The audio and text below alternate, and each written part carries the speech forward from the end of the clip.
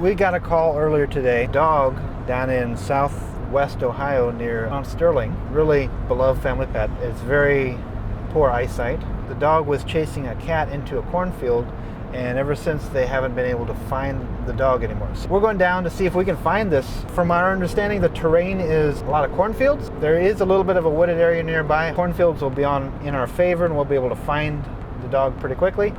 If the dog went into a wooded area, we're feeling confident, we're feeling hopeful that we'll be able to quickly find this dog and return it back to its family so it doesn't have to be out in the cold.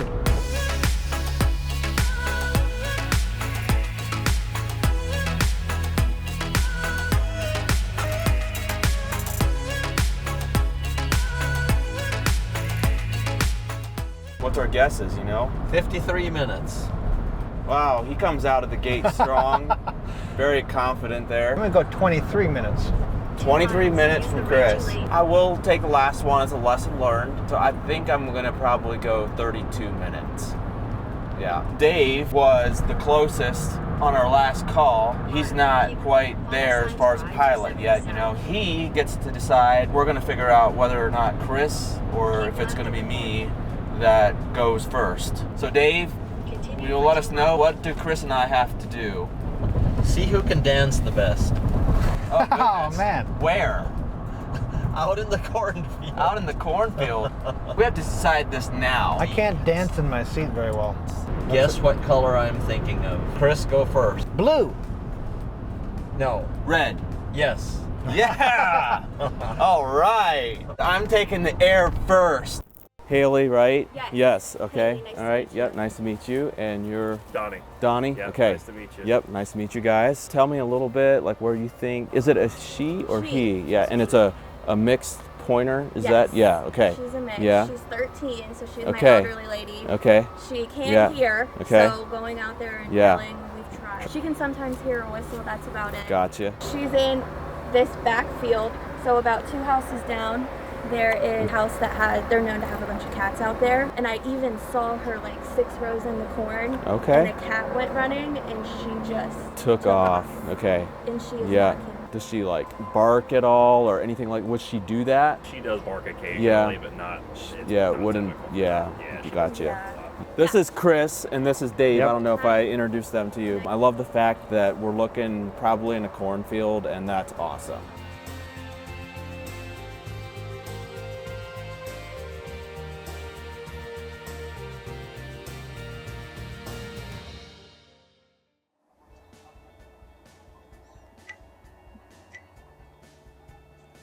No, that's a corn pile.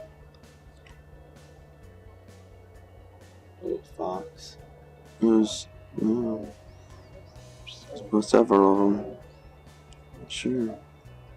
Oh wow, this is a big cornfield, so she might be lost. Okay, so is that a tree there? Okay. I feel like it's too small to be a dog. This looks like a little groundhog or something. That's That's deer. Oh, it looks like Two coons. Two coons. A bunny. Little bunny, you want So a if- wild bunny?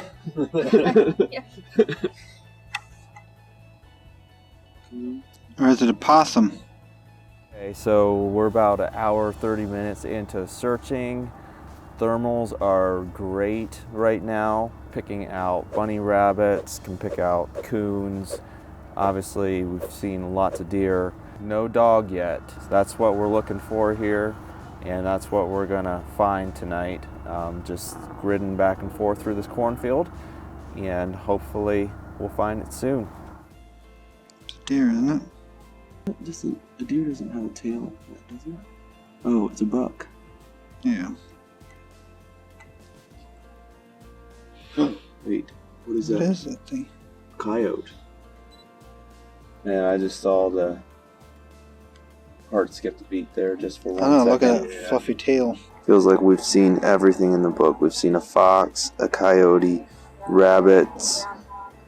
In a field like this, but it's just kind of like the way that we're been able to pick out rabbits in this field. I feel like if we Right. go over it twice, It's, I mean, Especially over there. yeah. I mean, if she could have ran out that way and just been going that way along the road, Yeah. I don't know. It's a pretty close-knit town out here, everyone. Well, let's do one more battery swap and finish out that grid. Well, man, I hate this for you. I figured for sure she'd be back there. I was all pumped.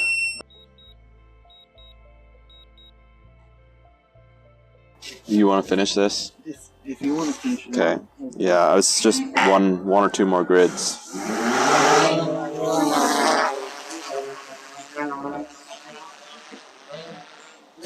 Oh my goodness. No. No. Can't believe that just happened. Last flight up, we're gonna make one more pass through the cornfield.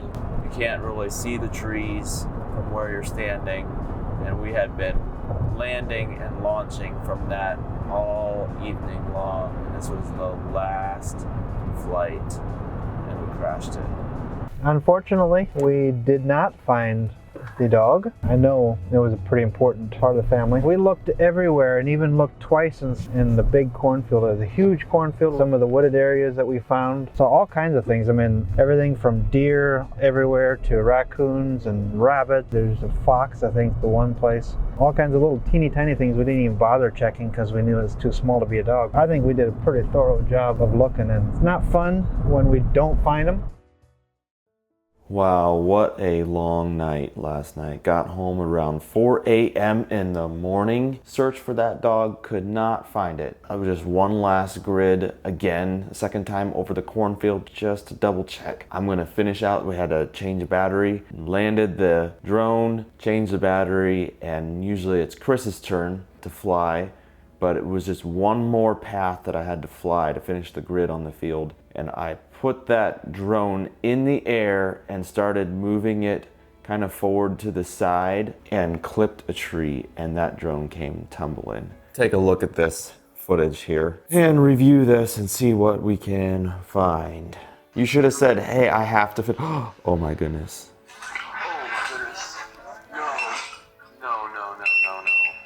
What a piece of work. There's only one arm here that's actually attached.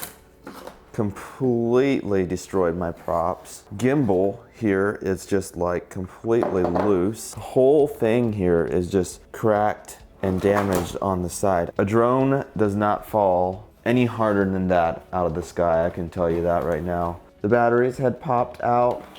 So I guess the lesson that I'm definitely taking, so I could not see the tree. It was so dark. I wasn't looking at my remote. I don't even know if I had my thermal camera on yet or not, so I could have seen the tree. I don't think there was any beeps or notifications. I'm not even exactly sure how well they work at night. I'm gonna make sure that every time I'm getting up to that 200 feet before I start moving around. Completely dumb, but fortunately we can send it into DJI and it's covered, but it's just that we're gonna be a little bit out of commission for a little bit here, get our replacement drone sent in.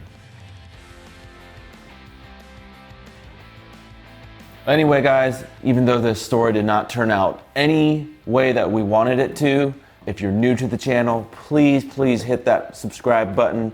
I know you hear it on like every video. If we want to grow this, a lot of people don't know this tool available for searching for pets.